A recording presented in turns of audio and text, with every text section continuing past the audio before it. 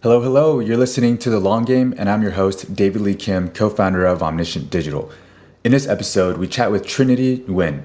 Trinity is the VP of Marketing at UserGems, a pipeline generation tool that captures job changes and automates next steps so sales teams can reach their best buyers at the right time and hit quota. Before UserGems, she served in product marketing roles at Sisense and HP. Trinity has over 10 years of experience in go-to-market strategy, product marketing, demand generation, and account-based marketing.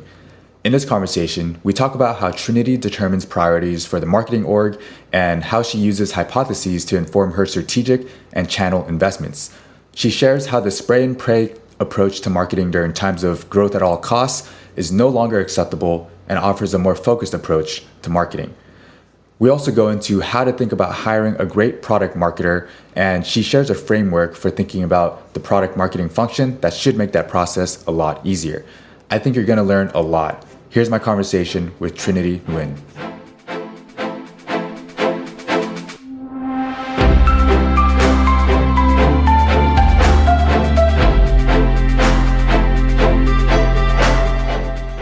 Trinity, welcome to The Long Game. Thank you for having me. Excited to be here.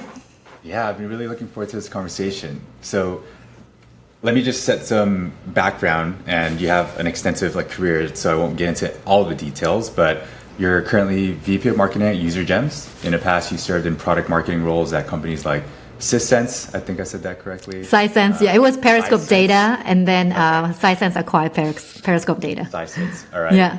And you were also at HP beforehand. Mm-hmm. And then before you were in marketing, I believe you had a finance background as an analyst at Intel, and you were a consultant at Bain as well. So looking back, how do you connect the dots that led you to end up leading marketing at UserGems?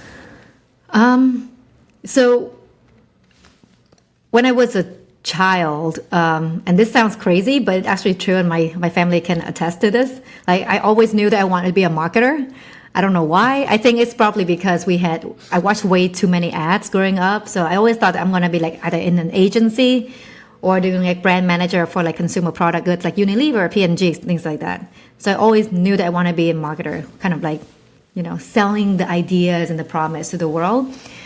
But because of that, what I ended up doing is I know I'm going to end up there. So from here to there, I might as well explore other paths. It's a weird logic. I don't know why I thought that way. I'm let's learn a little bit of finance, learn a little bit of operation, risk, and then management consulting sounds fun. So kind of almost like dating around, if you want to do that kind of dating analogy before you kind of that's the path. Yeah, I know I want to marry this person. That sounds really bad. Okay, I take back the dating analogy. Maybe don't do that. That is the wrong way of doing it. But really, that was the thinking. I want to learn a little bit. Essentially, understand what makes a company run, what makes a healthy company, and you don't really see the full picture unless you're actually in it. And that's kind of my thinking. In hindsight, I think it's really helpful because it does give you that broader view of the business, how it's run. And I think hopefully it makes my my job, my role right now as a marketing more effective. Yeah. Tell me more about this dream of being a marketer since you were a kid. Does that mean you watched these TV ads and you knew there was a marketer behind it? Because I used to watch those ads and just be oh, I really want that cereal. But you saw through the veil of marketing? No, that's a good question. I don't know. I'm ooh, that ad is so convincing. Or you could say so manipulating. I'm oh, how do we get people to believe in that promise, Yeah. Yeah, that detergent that's gonna wash it 3 times better, new and improved, and people all run to the store and buy all that stuff. I'm interesting. I think I was drawn to the human psychology, how marketing and all the medium that we use could influence, inform, and but also influence how someone behave. And I thought that's fascinating. But maybe that's the geek in me too. Yeah, I learned about that stuff later on in my life because I was more of a STEM person, so I studied chemistry as my undergrad. And eventually I started taking psychology classes and learning about how people can be influenced. And then I learned about marketing. I'm I kind of saw the world in a little bit of a skeptical lens once I learned about marketing because I'm oh, everything's trying to manipulate me to buy their thing. Yeah, no, it's true. Like, I mean, I think you can look at the world in different ways, right? It's the same thing, but you can see that, oh, someone's trying to manipulate you, or I'm like, oh, that's how like what makes human tick. And I think I'm like interesting. So I feel like I learn more about myself. I'm like, oh, why did I pay attention to this thing? Like, why do I ignore everything else but this thing? So I think that's the fascinating part to me. Is like what makes people tick. Like, sure, like you can call it manipulation, but I don't think that's the intention. It's like, it's fascinating. If Magenta somehow capture my attention better and help me find that request demo button better, and why am I not making it easier for people to see it? But you can frame it however you want at the end of the day. But yeah, it's always framing. So maybe getting back to your career a little bit, I'd love to hear about, like, tell us about the first time you moved into a marketing leadership role, like you became a manager, or now you're like leading up an entire function. What was your experience transitioning into that? So I was a manager under like product marketing. So I built a product marketing function at my previous company, and then hired a team, like someone to help me kind of build out that function. But I think the biggest transition was when I joined UserGems, because I was the first business hire that there were four, like two co-founders and two engineers, and I was the first business person. So essentially thinking about like go-to-market, like fully, like someone think about the whole go-to-market and then build it out. So I think that was the biggest jump in terms of like learning curve, like the steeper learning curve. Because in product marketing, I think is really helpful because you look at the whole product and the space you're in more strategically, understanding who's your target persona, company, how to position.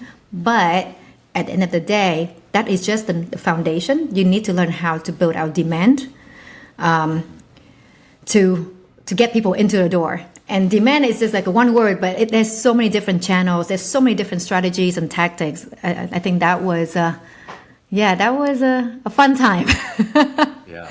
Yeah. So knowing that you're the first business hire, like once you land in that role, how do you decide where you spend your time? Like you can be building any of these marketing programs across all these channels, or you can focus on hiring. Like how do you decide your sequence of priorities once you jump in? Oof. I mean, I can make stuff up to make me sound insanely intelligent.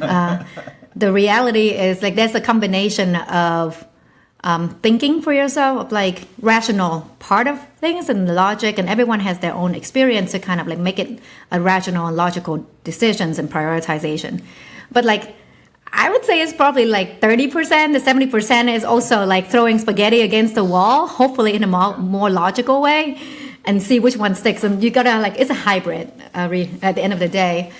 So for us, I remember when I first joined, it was just kind of thinking, okay, this is during the SaaS boom years, and everyone talks about the HubSpot motion of building inbounds, right? This is like, I tell them HubSpot, and I tell them to not do that. But tell me more. Right, but then now we're in 2023, so I feel like HubSpot really revolutionized like this way of like building the inbound. This is like the flywheel motion, and I think it's valid. It's just everybody wanted to become HubSpot, and that's the thing that the curse with marketing is once everyone's doing it, then your strategy, channel, whatever becomes just like fatigue, and it doesn't work as well. And that's why now we're like, don't do that. So I was thinking about this. It was in like 2019. I'm like, okay, we could try to become HubSpot, building out the inbound, but we were bootstrapped. I don't know how long it will take to have the inbound, like just because you write content and SEO, it doesn't mean people are going to find you, especially when you're in a new category. So I tried it for like a month. I'm like, no, doesn't work. Like I need to know if something's working. So our journey is the opposite of most startups. We actually started out thinking about like, who's our ICP? Build that list of account that fits that criteria based on the product offering that we have. And then just went after only those companies, nobody else.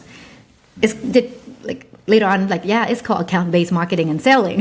ABX, whatever. ABX, yeah, ABX, ABM, whatever you want to call it. But that's how we prioritize, because I need to see if it lands. And it helps us just focusing all of our resources in those accounts and help us become like more efficient as we scale. And then once we kind of like, at one point it was like 90+% of our revenue and pipeline is just through the ABX program. And that gives us the runway to start building out the inbound and the time it needs for the inbound traffic, to like start coming in. So that's our journey. Yeah, it's amazing to hear that. I think you said like 95% of pipeline is coming through the ABX orchestrations that you're doing, and Go ahead. Yeah, but that was the early days. So yeah, you know what I mean, right? Well, as you scale, you need to diversify your sources a bit. What it tells me is that you were able to get a lot of alignment across the company. Like, it wasn't just marketing running these campaigns, right? Like, it sounds like sales was fully aligned on what you were doing. And I know that you've spoken, I think it was at SaaStr, around like getting that sort of cross-functional alignment. Like, maybe you can be as high level or tactical as you like, but tell us more about how you drive that alignment across those functions so that like you can have these efficient activities versus feeling like you're just throwing money at the problem. Yeah. I mean, in the early days, it was easy because I was the alignment. I was the go-to-market. There's a CEO as well who founder-led sale at the time. So it was easy. As we're now, where we are now, but we very, like, even at the stage we at now, still very tiny. But because we're in the remote world, so it's harder to build that alignment, but we're very intentional from top down to make sure that the team is aligned. We have the OKRs that we share every single Monday, a company-wide, so everyone knows what everyone's being measured on and look at the same goal. I'm like, my bonus tied to the ARR actually now, and not just the new revenue. And then we just kind of like making sure that incentive structure for each sub-team ties to, like, you can draw a dotted line to the goal that matters to the business as a whole, so that helps with the alignment. And then we have the go-to-market alignment meetings like every 2 weeks where all the heads kind of sit together. And frankly, it's nothing like rocket science, just communication. If I feel like safe enough, and my CS team will talk about challenges that he's facing, and the sales team talk about their challenges, like my team as well, that just become, like, make it easier for us to be like, okay, I see if I'm going to do something here from the sales side that's going to hurt you, I'll be less likely to make that kind of decision. Like, for example, sales is being comped on new business. But because of this type of communication, like open communication that we have, there's a situation where our head of sales would stop a deal. It's like, this is not going to be a good customer. They're going to churn and it's going to hurt. And then vice versa, like our head of CS sometimes be like, I know we need to hit the number. I know this will likely be an at-risk account immediately.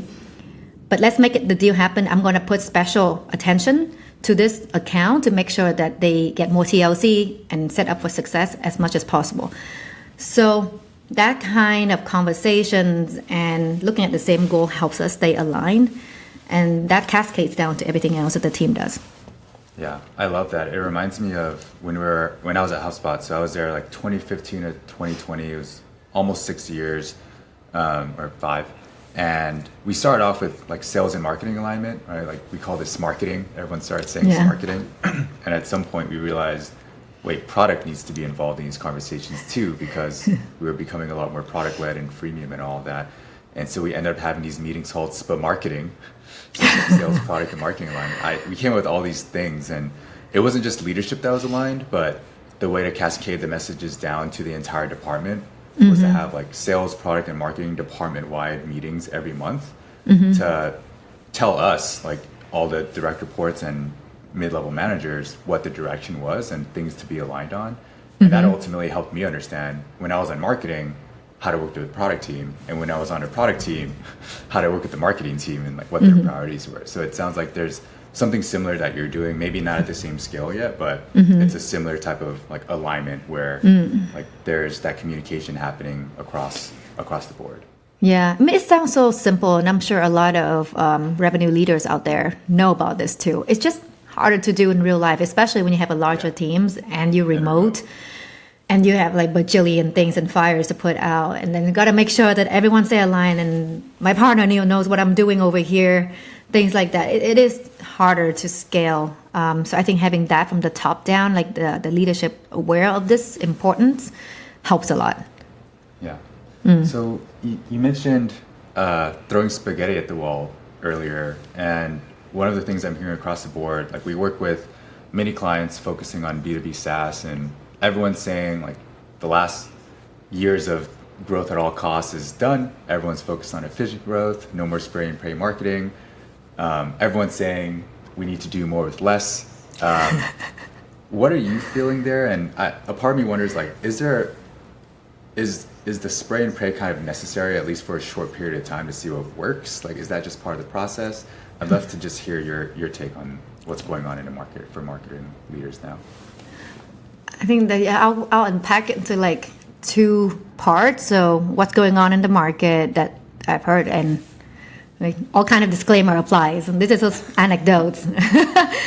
And then the whole spray and pray situation. So I think from the what's going on in the world, so myself, my head of demand, and also like other folks in the team, we talk to revenue leaders like within our customer base, but also outside, just to kind of see anecdotally how's everyone feeling, how things going. And I think this is the first time, like around now, is the first time in the last 4 quarters where the sentiments seem to be looking up, which is a good thing. Because the last 4 quarters, every time we chatted, it's just like a therapy session. It's like, it's just stopped working. Like, I don't know why it stopped working, the same strategy. So everyone, I feel like and then I think from the investor community, it seems like the sentiment also saying that either we're at the bottom or we just got out the bottom, and things looking like everyone's looking forward to 2024. There are a number of companies right now rallying, again, preparing for IPO in 2024. So I feel like the momentum is looking up. It's not going to turn around from now to the end of the year. But I think right now it's probably Q2 next year. So either April, June is when we kind of like, it's less gloomy and doomy, and we're just kind of marching toward that. So that's what I'm hearing in the market. Interest rates still keep going up at least until the end of the year. That's what is communicated by the Fed. So there's that. But at least it's less negative. There's less negativity. So I think that's good. From the spray and pray aspect, I think it was healthy for overall, healthy for the SaaS world to get leaner and meaner. I think we got a little bit drunk in all these like spending and things like that. But for spray and pray, I don't think, being a product marketer at heart, I don't think spray and pray is the great strategy in any stretch and means, even if you're trying to figure out what works. So that's what I meant earlier on when it was a hybrid, when I was trying to figure out what worked. There's a part of you understand the fundamental, like here's the, like think for yourself, like this is my product offering. Even if I don't have customer, there are ways that I can research to understand what pain points that I'm like my product's offering, like where it fits. So you can do all this thinking just by yourself, right? And that will inform who you should go after. And then when you kind of limit it down into this like finite market, then maybe that's when you spray and pray in terms of tactics. What makes it like, people stop scrolling and pay attention to you and listen to what you have to say. So I think you can like experiment within that. But in my mind, spray and pray is just like content syndication, left and right, just see who comes in, So I don't think that, I hope we don't go back to that world. But who knows, when the interest rate goes down to 0%, like 5 years from now, it's going to be the same thing over. I hope that does happen. So like maybe the reframing is there's this, if you are figuring out how to build a marketing program from scratch, like, you're not sure completely what's going to work, but you should at least know who your ICPs are, your persona, what they care about, what challenges they have, and set guardrails and have hypotheses on how do we believe we can reach these people and what's the message we believe will resonate. And then within those guardrails, like, there's probably some spray and pray to figure out like what's the right channel and all of that, but like exactly. You don't want to just throw money at display ads. Like exactly.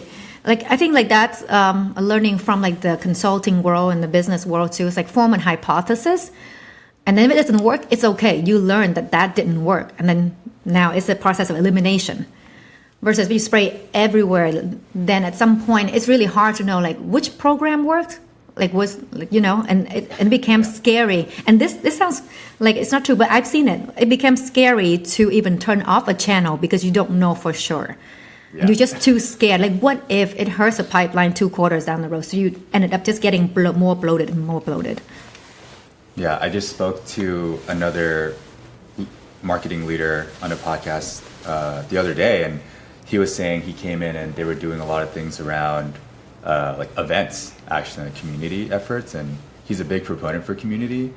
But he had a similar question. He's like, what would happen if we didn't maintain this community and like didn't moderate anything and stop hosting events? What would happen?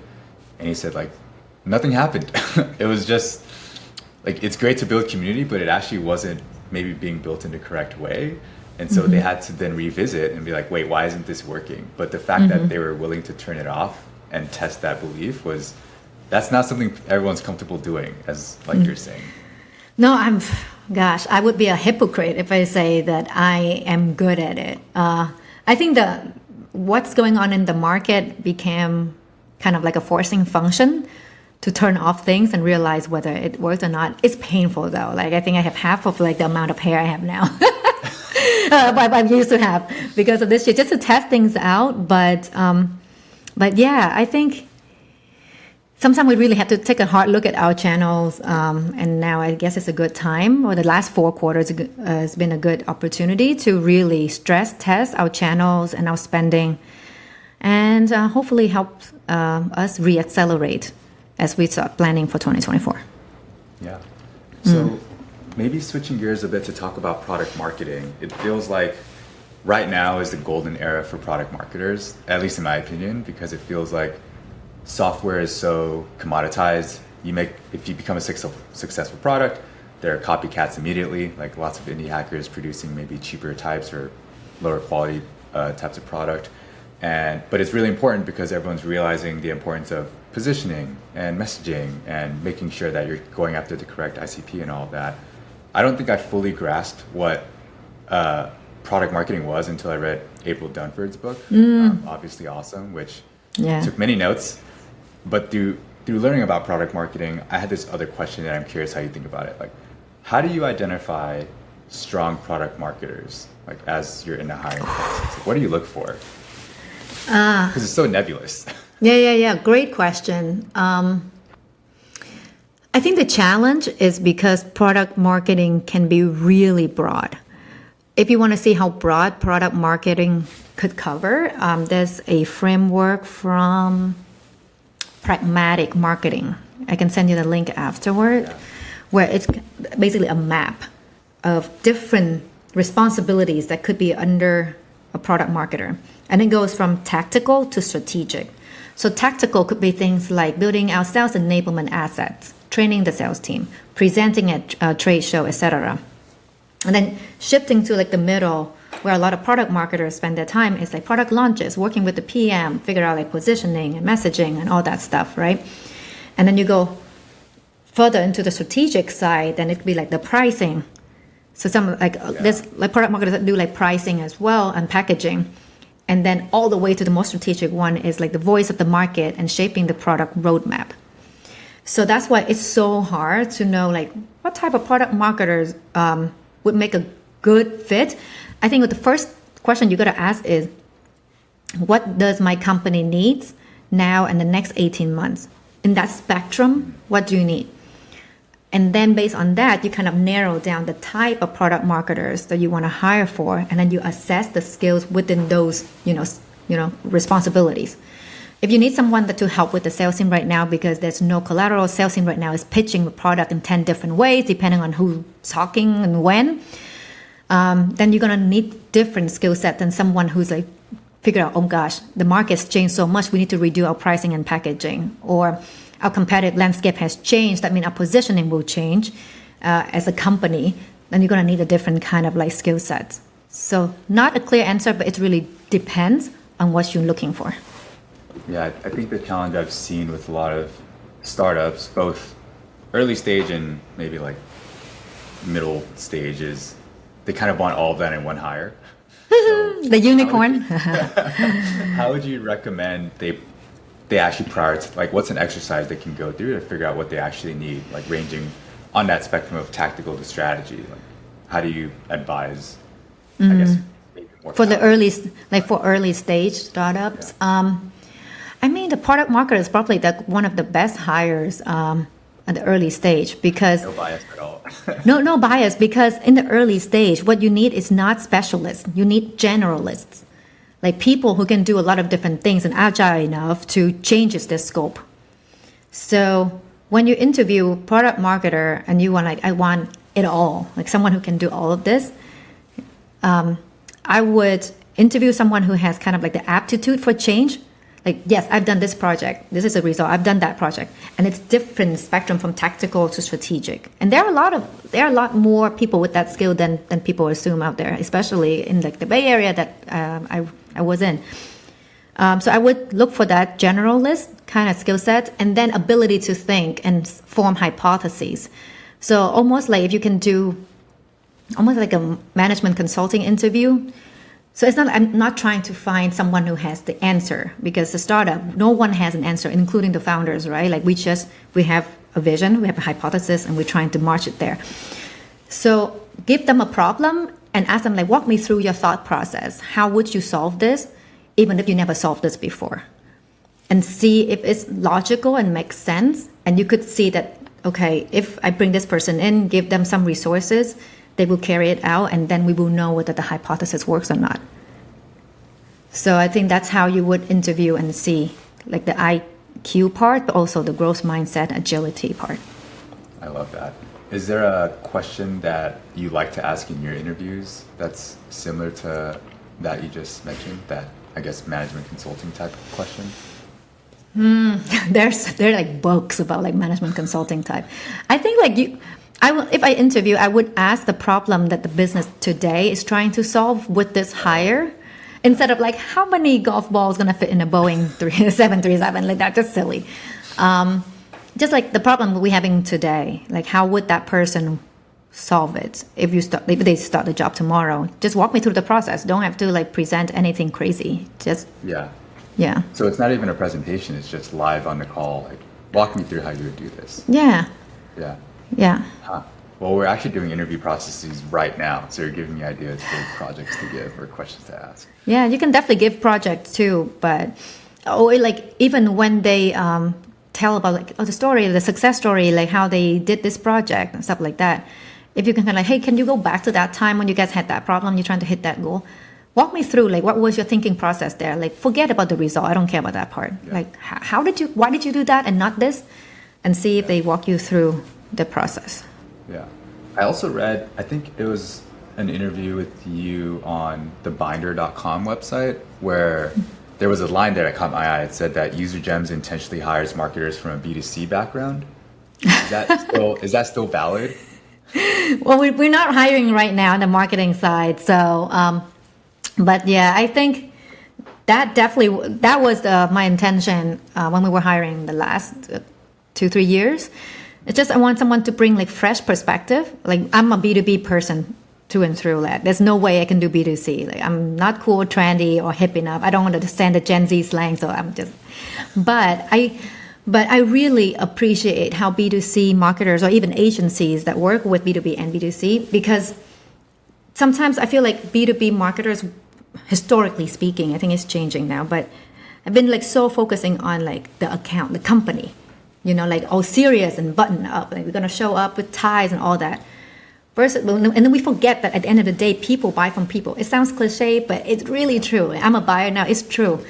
So B2C seems to be able to apply the psychology, like kind of go back to like what makes people tick, into the way they write the content, producing social, or even running campaigns.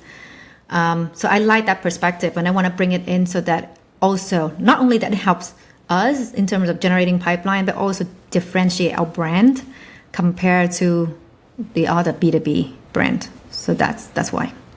Yeah, that reminds me of a conversation I was a part of at this conference called Spring that was hosted by Pep at Winter. I'm not sure if you heard of them. Yes, I use Winter. Okay, yeah. amazing product. We had this roundtable discussion, and the topic was, why is B2B marketing so boring? And it resonated with me because that's what I've seen with a lot of clients and companies that I've worked at. And what people landed on during that conversation was, it's almost as if by calling it B2B, people have this impression that you need to be buttoned up and you can't say certain things and you can't be as like friendly or like human in your communications. And I was like, that's kind of a weird self-fulfilling prophecy. Like you believe that, or leadership believes that, and so you just keep doing more of that. And while doing that, everyone's saying we need to shake it up. But no one needs to shake it up. It's kind of a really weird thing. Yeah, but I think that for what it's worth, I think it's like the right answer is, again, like everything in life, is it depends. It depends on who your target market is and their personalities. So if I'm selling a cybersecurity product, mostly to Fortune 1000, and my social is all about memes and silliness, most likely the CIO or CTO who's buying my product, A, not going to get it, maybe. And B, they're like, well, I'm buying something to protect my company. So this company seems a little bit too like loosey-goosey. I'm not sure how I feel about it. So that's why you start seeing a lot of like B2B companies, once they kind of hit a certain stage, like really big scale and going like true up market, they rebrand to make them look more serious and more credibility. So it really depends on who you're selling to, and it could be a generational thing. It could be the space that you're in, versus like for the mid-market, then majority of the buyers now is like millennials. Now we're getting to the generalization of generations who grew up with like Instagram Reel. Like we're not even like TikTok yet, right? Until we want to have something a little bit easier because that's just the thing. And also we in mid-market, so things are a little bit less, stringent. There's less like regulation. The risk is a bit lower. So I think it depends on who you're selling to.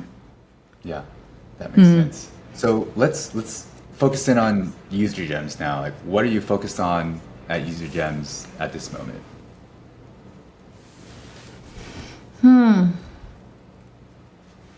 There's so many things that basically flying around right now. I think for me, like trying to, we're experimenting with a number of channels at the moment. That's why I'm hesitating, because I'm like, well, there's a bucket of experimentation that we're doing at the moment. But so from the pipe generation standpoint, we're refreshing a lot. We've been doing a lot of voice of the market, voice of customers, persona research to see if our positioning and messaging still resonate. And how does that cascade down to all of our like paid campaign performance. So I think that's one thing that I'm looking at. And with the current environment, people like buyers are still risk averse, right? I think like that's going to stay for a while. So like how do we leverage like social proof or customer voice to help kind of booster that? So that's one piece. We're trying to figure out like the in-person aspect. I think that's a hypothesis I have. I've heard that some companies like field events, in-person events work really well. We've been like in the whole remote world, Zoom world for 3 years now. So I think this is a kind of hypothesis that we want to test out. Like, can we do this? Because if we can, there will be another channel. Personally, I love meeting people in person. So that's my bias too. So let's see how it turns out. And then, like just a bunch of like different activities that we're doing to test things out. Yeah. I think the in-person thing has some merit. I've heard across the board, both like in different types of industries, that in-person events, typically smaller events, are doing really well for people, because you're right, everyone misses being in person, and it is just a way to build better relationships and like, the human-to-human aspect of B2B that I think is missed when you're just online and focused on demand gen campaigns, but not actually connecting with people. Yeah. I think like,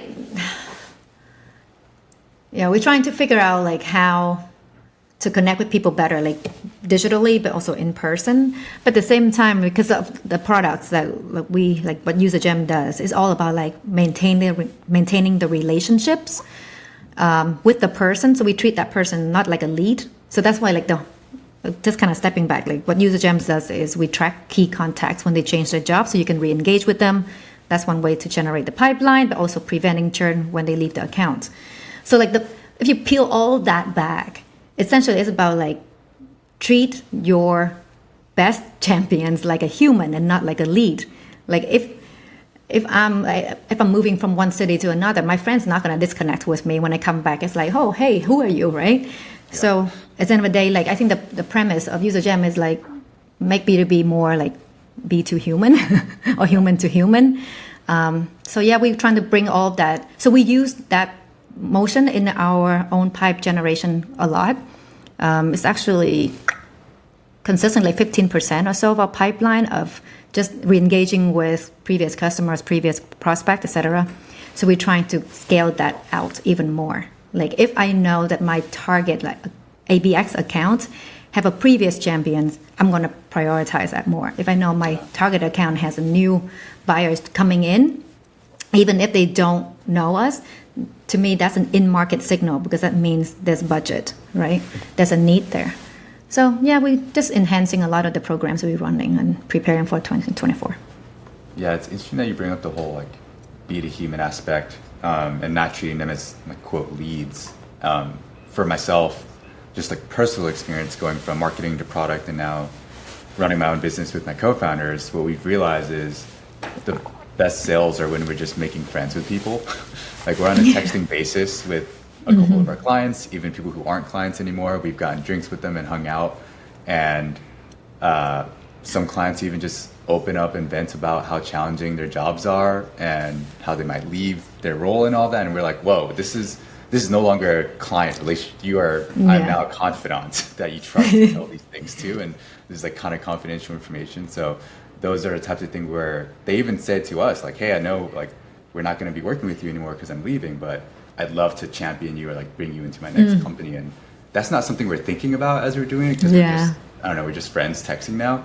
But it's helpful to hear you say that and also connect that to what we're experiencing firsthand. So yeah, I think like almost anyone who's ever generating pipeline or business experienced that type of, hey, I'm going to champion you when I go into the next company, right? I talked to a VP of marketing this morning and she said, yeah, like she met up with a previous customer just for a drink. Like they also have this kind of like a personal relationship.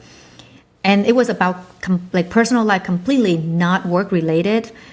And then at the end, that person's like, oh, you know what? I'm actually like planning like for 2024. Here's a project. And I think you guys would be a great plug. So they already friends, right? So probably in 3 months when they evaluating services, they would come back on their own. But she's like, yeah, but what if during that 3 months they happen to talk to our competitors and they do a good job, then potentially the friend would evaluate it too. So like for her, it's like, yeah, everyone experienced this type of motion, but it's really hard to quantify relationship and put a number and value to it because it seems like kind of like the opposite of relationship, right? You don't put a dollar and dimes to it. But yeah, we're trying to figure out how to keep companies more human, but then also like maintaining that relationship as well. Yeah. Are you able to share any of these experiments that you're running right now? Like anything that would be interesting for other folks to consider testing out? Not guaranteeing it's going to work or anything. Yeah, we run so many experiments. Let me see. Top of mind for me.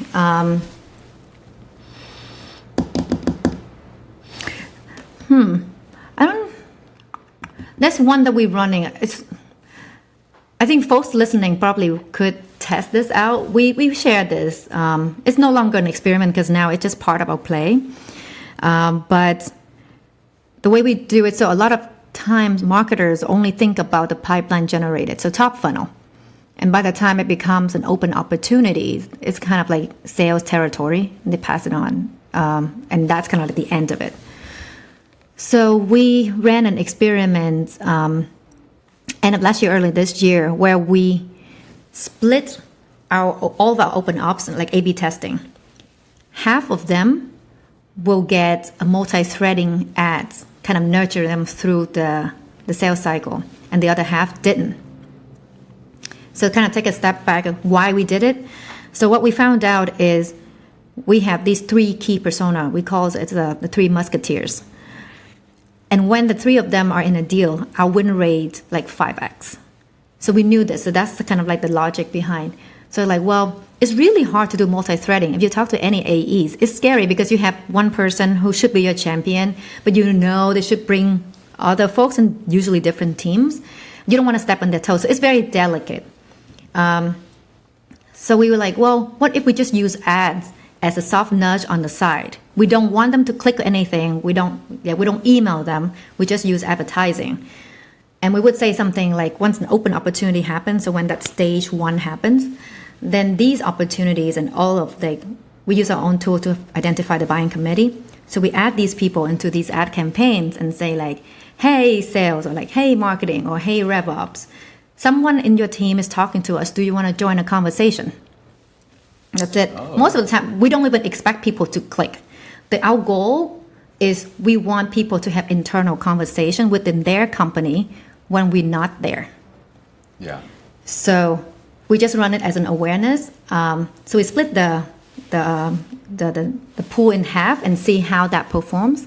So what we learned is the opportunities that got treated with the multi-threaded ads had, I'm going to butcher the percentage, I think it's like 31% higher win rate. It also have bigger deal size because now it becomes a company-wide initiative, and shorter sales cycle because you don't have to keep nurturing and pinging and like the one champion. So after we did that experiment, and we shared that on LinkedIn as well for folks, then we right now 100%. This is part of our play. Every open opportunities get multi-threaded. And it's really interesting, like from the marketing nerd standpoint, because we sell to revenue folks, people know that to not click on ads or engage with ads because they don't want to be retargeted. But these ads are the ones that have the highest engagement. When you don't ask for to do something, they actually do it. So it's not even a call to action.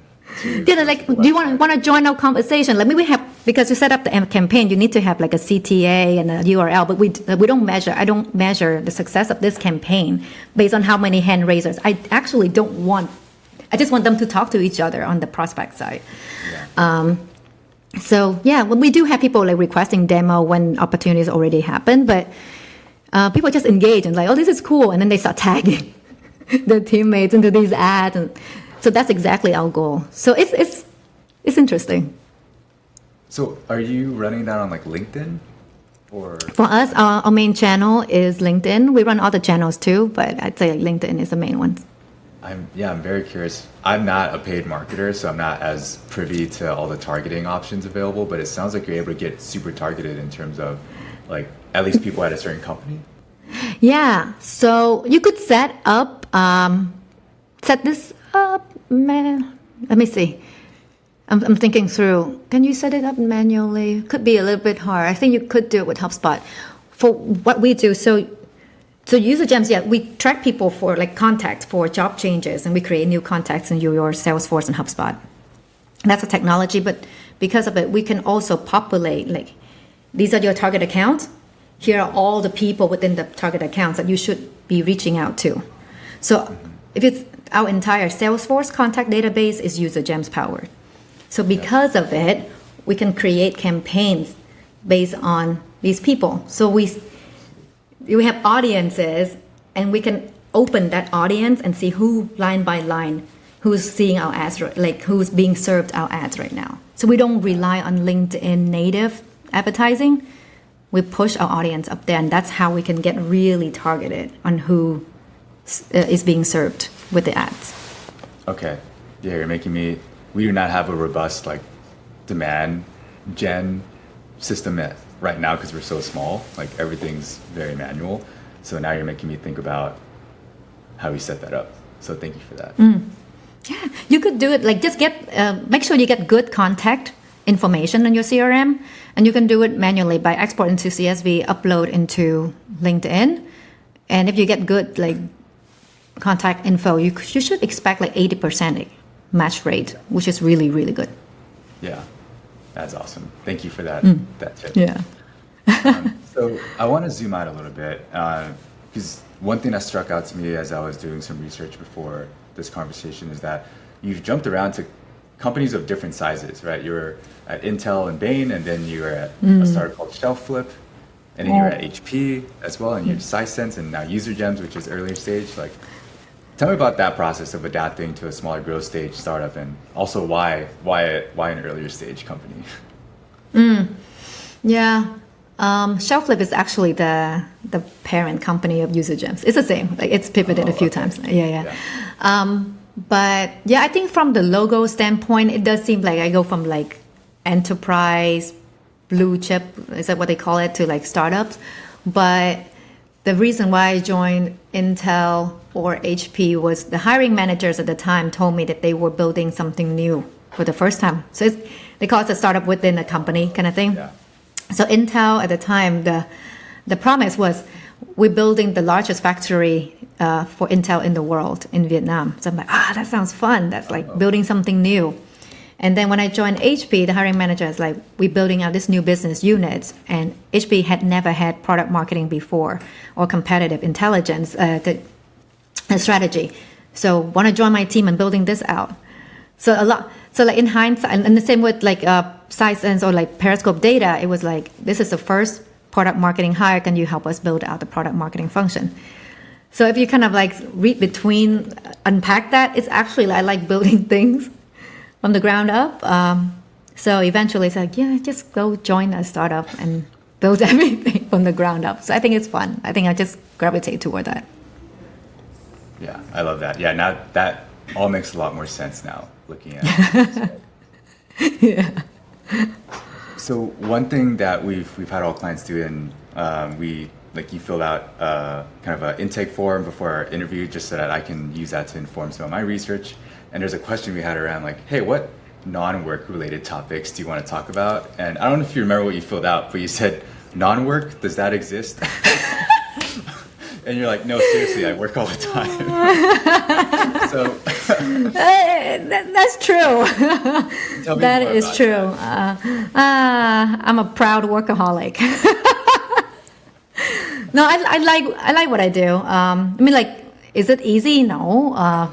But I think everyone who's working right now probably like you gotta like what you do. You spend a lot of time. So I do work all the time, also because of the stage we're in terms of the business and with the market conditions. So it's just by default. Like I think every company is the same. Yeah, I'm just a workaholic. Yeah. But I understand the importance of like work-life balance and mental health and things like that. So I told the teams like, as long as you get things done, take the time you need to recharge. At the end of the day, the goal is not so much like the how to get there.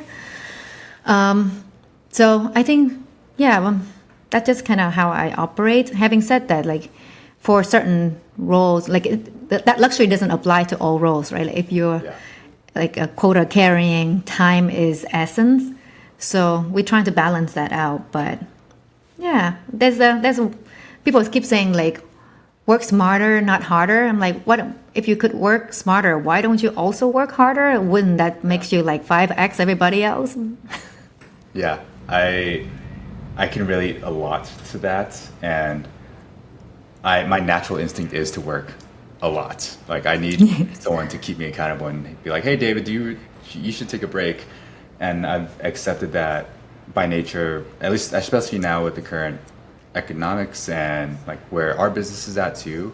There are just seasons, right? Like maybe there's a season where we can take our foot off the gas a little bit and things are okay. But right now I'm about to go into the season of there's no vacation right now.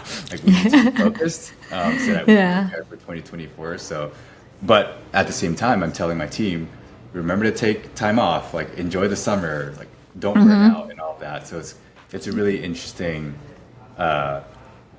balance, I guess, or contrast too. Because Yeah. for me, I'm like, I'm going to work hard because I want to make sure my team's taken care of, but I also want my team to take care of themselves too. Yeah, no, it's there's no one size fits all. What works for one person doesn't work for the other person, right? So I think that's why measuring by the end result is the ultimate North Star. Like as long as you hit that in the right way, then I think, yeah, then you're free to do whatever you want. We all adults, so yeah. Yeah. So I think this is a good place to wrap things up. I just have a couple closing questions and we can call it. Okay. All right. So what's one opinion you have about business you think people would disagree with? Like the one we just talked about, like work smarter and work harder. We can go with that one. I love that. No. I mean, I feel like recently, maybe because I'm an immigrant, I don't know. But I feel like recently a lot of people get being burned out, so I don't want to take it too lightly. But there's also like this sentiment of like shaming people for liking the work. I feel like everything is, it depends. It depends on your situation. It depends on your well-being, things like that. But yeah, work harder and work smarter in your, whatever your guardrail that you set for yourself and your family. I think it shouldn't be shamed because it's great. Yeah. Yeah. And I'm glad you said that. There's a part of me where, I mean, I'm a first generation, so parents are immigrants, so I kind of know what you're talking about.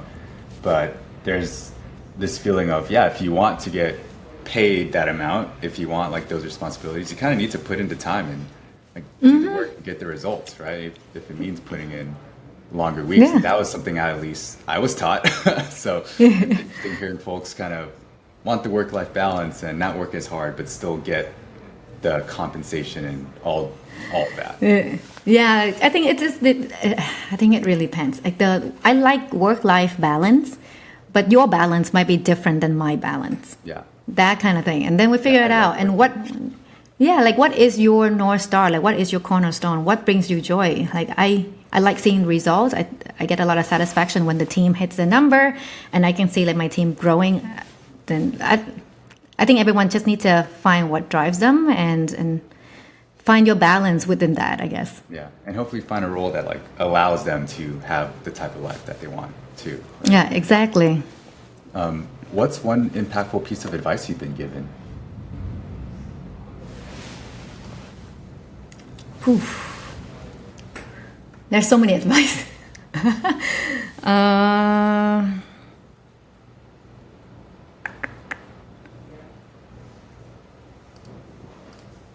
I don't know if there's one specific. It doesn't have to be the most impactful, just one. Yeah. I'm just blanking for some reason. I'm just blanking out.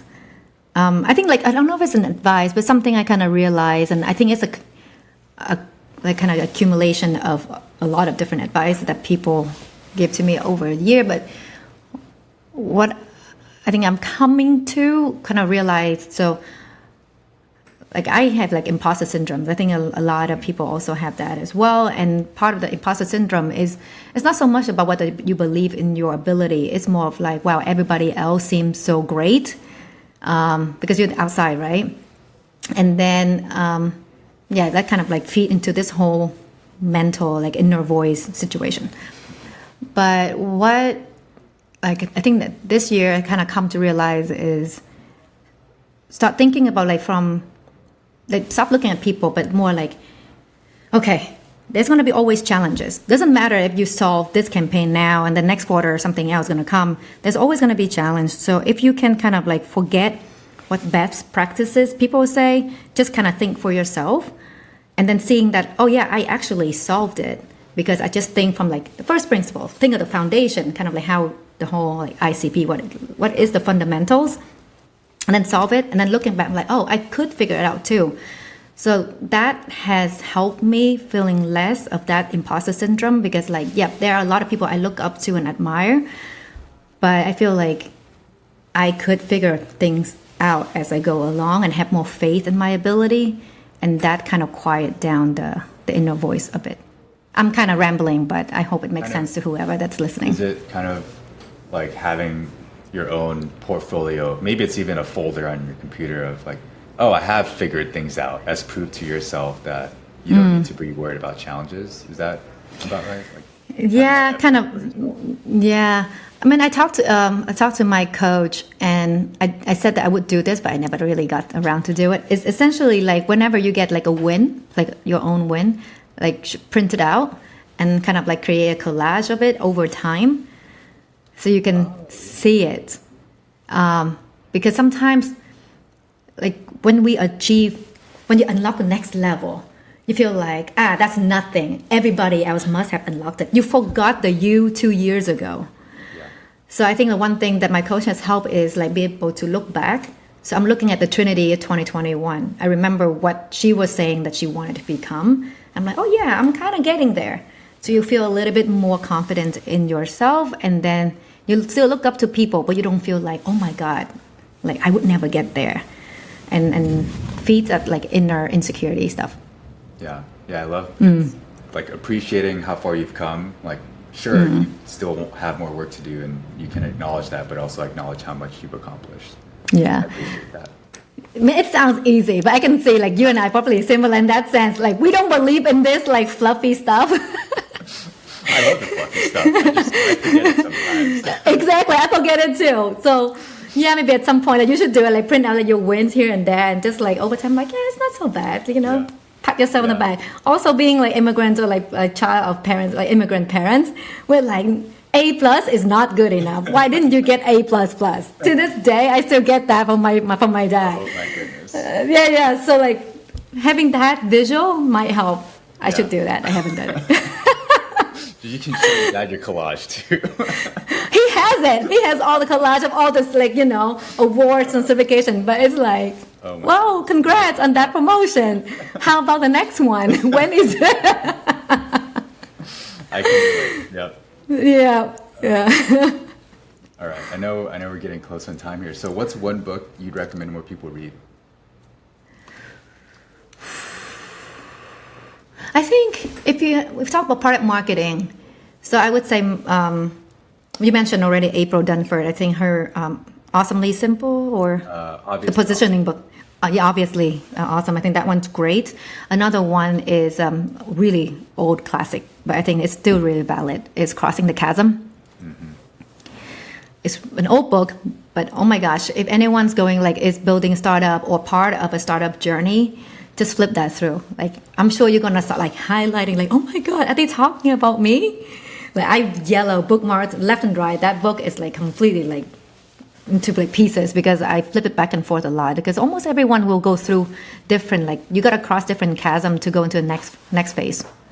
So it's a great one. I honestly will admit I have not read that yet, which is a shame for being someone who's been in tech for a long time now.